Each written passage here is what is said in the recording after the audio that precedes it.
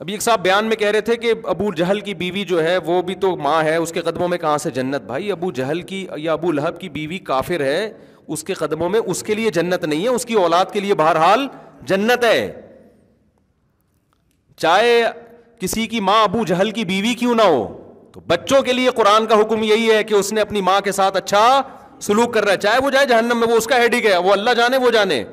ابراہیم علیہ السلام کا نہیں قرآن نے واقعہ بیان کر دیا, کافر باپ ہیں, بت بناتے ہیں, بت بیچتے ہیں, اور اولاد کو دھمکیاں دے رہے ہیں کہ اگر تو نے بت پرستی اختیار نہیں کی یا تبلیغ کرنا بند نہیں کی, میں تجھے پتھروں سے مار کے ہلاک کر دوں گا. لیکن کیا کہہ رہے ہیں, سلام علیک, کیا کہہ رہے ہیں, آپ پر سلامتی ہو. ساستغفر لک ربی, میں آپ کے لیے اپنے رب سے کیا کروں گا, استغفار. بعد میں اللہ نے پابندی لگا دی استغفار پر, لیکن ابراہیم علیہ السلام کا رسپانس تو یہی کیا, انہو کان بی حفیہ, میرا رب آپ پہ مہربان ہو یا نہ ہو, مجھ پہ ہے بہرحال, تو ہو سکتا ہے میری وجہ سے آپ کو بخش دے. کیسا خوبصورت رپلائی ہے یا نہیں ہے. تو کنفیوژن مذہب نے ختم کی کہ نہیں کی. ہاں ایک اشکال آپ کو ہوگا کہ یار اتنا نیک بن کے ابا کے سامنے ہے بڑا مشکل کام, کیونکہ بعض دفعہ ابا بالکل ہی کنٹرول سے باہر ہوتے ہیں. اب اتنا ہی جھکے رہو گے تو کوٹتے رہیں گے, پیٹتے رہیں گے, دباتے چل. آج مسئلہ یہی ہے نا کہ جو بچہ شریف ہو, ماں باپ اسی کو دباتے چلے جاتے ہیں, دباتے چلے جاتے ہیں, دباتے چلے جاتے ہیں. تو قرآن نے وہ کنفیوژن دور کر دی. ان تکونوا صالحین فانہ کان للاوابین غفورا, تم نیک بننے کی کوشش کرو, غلطی ہو جائے تو توبہ کر لو, اللہ معاف کر دے گا. یعنی ہم نے یہ تھوڑی کہا کہ بالکل ابراہیم جیسے بن جاؤ, وہ تو اللہ کے خلیل تھے, تم تو کراچی میں رہتے ہو,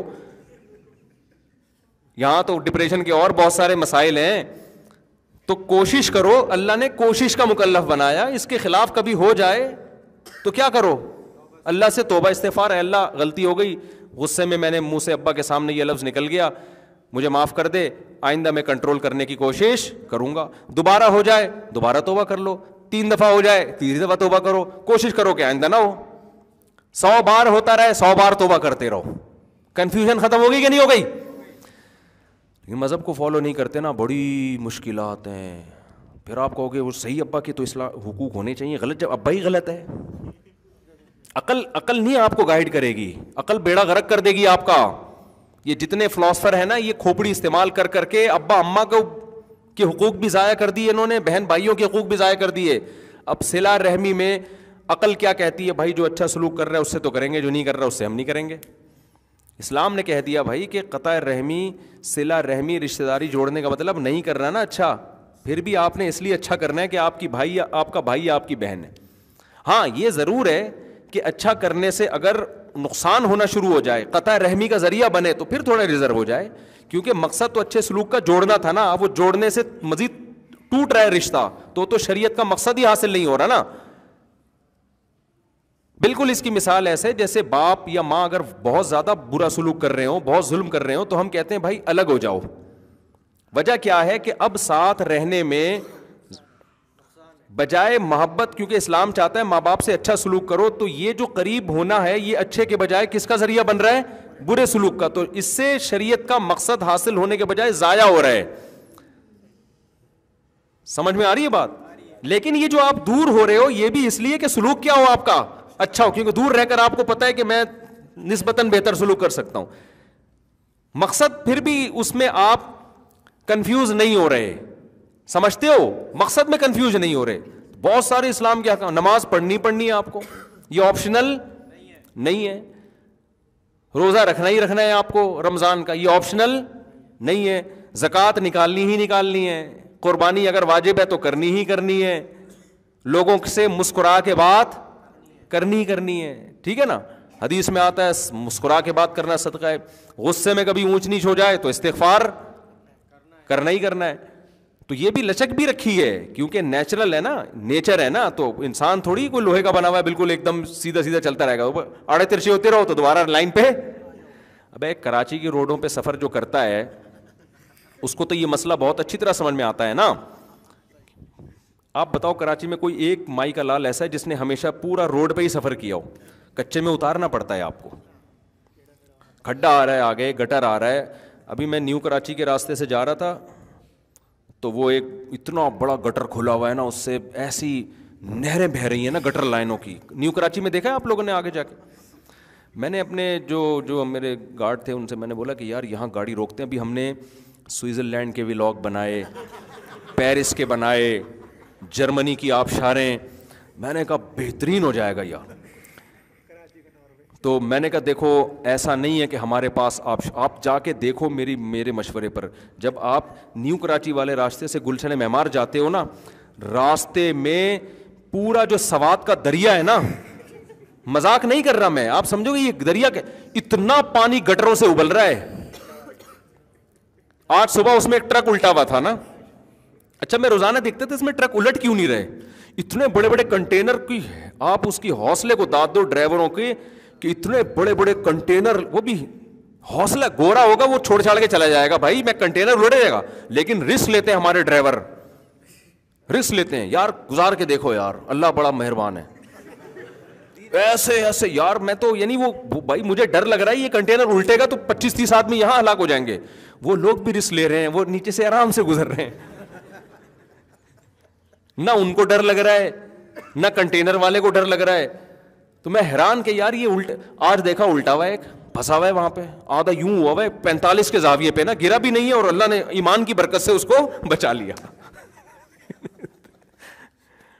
ڈرائیور پتہ نہیں کہاں سے اترا ہوگا, دیکھا تھا نا, یہ بھی میرے ساتھ تھا, اس سے پوچھ لیں. یوں ٹرک یوں ہوا ہے. پھر ہم نے کہا اب تو راستہ ہی بند ہو گیا, کم از کم ایک آبشار کے بیچ میں سے ہم گاڑی لے کے جایا کرتے تھے. اب ہم گلیوں میں گھسے ہیں تو گلیوں میں گھس کے آگے جا کے گئے ہیں تو تمبو لگا ہوا ہے, کیونکہ کوئی کسی کو تمیز ہی نہیں ہے. شادی کرنا ہے, عقیقہ کرنا ہے, روڈ بلاک کر کے تمبو لگا کے کھڑے ہو جاؤ. ایک طرف ہم پیرس سے ہو کے آ رہے ہیں, وہ خوبصورت مناظر, ٹریفک, تمیز. اپنے کراچی میں آئے تو آبشاروں کے اسٹائل کیا ہو گئے. تو ہم اتنی مشکل سے گاڑی گھما کے گلیوں میں گیا ہوں, وہ تمبو لگایا ہوا ہے آگے. بھائی پتہ نہیں کیا ہو رہا ہے, عقیقہ ہو رہا ہے, کسی کی بہن کی شادی ہو رہی ہے, کسی کی باپ کی شادی ہو رہی ہے, کیا ہو رہا ہے. ابھی کوئی تمیز نہیں ہے یار, یہ روڈ پہ تم نے لگا. پھر وہاں سے نکلے, پھر گھما کے اتنی مصیبت سے یوں کر کے کلاس میں 15 یا 20 منٹ میں رکھا لے لیٹ پہنچاؤں گا. تو میں نے یہ سوچا کہ میں نے کہا یار یہاں ایک ولاگ بناتے ہیں ہم, کہ آئیے ہم پہلے, میں اس میں یہ کہوں گا آئیے آپ نے پیرس کی آبشاریں دیکھیں, ابھی تو ویسے دکھائی نہیں ہے, گرمیوں میں جائیں گے تو دکھائیں گے انشاءاللہ, اور سوئٹزرلینڈ میں, اور آئیے ہم آپ کو کراچی خوبصورت آبشار, اور پھر یوں کر دو آپ گٹر کے نا ابل کے اتنے ابل رہے ہیں نا لائن سے. اور یہ جو ہمارا شاگرد ہے نا, یہ جو گارڈ ہے, یہ اس کا گھر ہے اس طرف. جب ابھی بارشیں نہیں ہو رہی تھیں تو اس نے کیا کیا ہے بیچارہ, اگلے دن میرے پاس آیا, کہہ رہا ہے میں بائک لے کے جا رہا ہوں, میں یہاں تک پانی میرے, اور 3 بوڑھے, ایک بیچاری بوڑھی عورت اور 2 بوڑھے آدمی پانی میں بہہ رہے ہیں. خیر بچا لیا ان کو زندہ. تو یہ حالات ہیں یار, آپ خود اندازہ لگاؤ. اللہ تو آپ شارے ہیں. تو شکر ہے خوشی اس پہ ہوئی کہ وہ مجھے اس پہ نہیں ہوئی تھی کہ گر گئے ہیں, غم خوشی بچنے کی ہوئی جب انہوں نے بتایا نا ان بوڑھوں کو ہم نے نکال لیا. تو یہ حالات ہیں. یہ بارش کے بغیر یہ آبشاریں ہیں, بارش ہو تو حسن کے مناظر, وہ تو ایسا مزہ ہوتا ہے کہ بھائی وہ تو سوئٹزرلینڈ تو کچھ بھی نہیں اس کے مقابلے میں. یہ حسن ہے ہمارے کراچی کا الحمدللہ. تو خیر کہاں سے کہاں بات چلی گئی یار, یہ کیا چل رہا تھا. بس بات کو ختم کرتا ہوں میں, بہت ہو گیا. ہاں تو میرے بھائی میں یہ بات کر رہا تھا کہ مذہب پہ چلو گے نا تو آپ کی کنفیوژن دور ہو جائے گی. آپ کو ایک ٹریک نظر آئے گا, یہ سیدھا راستہ ہے. تو اس میں اگر جیسے کراچی کی یہاں مثال آئی تھی کہ بھائی تھوڑا سا آگے گٹر مٹر آ بھی گیا تو اٹھا کے پھر بھی روڈ پہ ہی آنا ہے نا, یہ تھوڑی کہ اسی میں نہر میں ہی بہہ جائے گا جا کے وہ.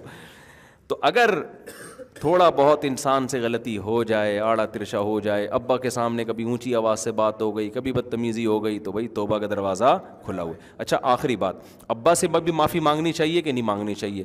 تو اگر کبھی کبھار ہو جائے تو ابا سے بھی مانگیں, اگر آپ کی عادت ہی ہو گئی ہے تو صرف اللہ سے ہی مانگ لیں. کیونکہ بار بار معافی مانگتے ہوئے بھی وہ شرم کی بات نہیں ہے. اچھا یہ وہ ابا بھی اس سے پریشان ہو جائے گا کہ بس کر یار کوئی اور کام کر دو. تو پھر اللہ سے مانگو اور اپنے اوپر کوئی جرمانہ رکھ لو. تو یہ ایک اصول اور ضابطہ شریعت نے, اور بہت سارے اس میں احکام ہیں, لیکن کنفیوژن نہیں ہے. سمجھتے ہو, کسی اسلام کو چھوڑو گے کنفیوژن ہی, ساری زندگی ٹھوکریں ہی کھاتے رہو گے, اسی میں مر جاؤ گے.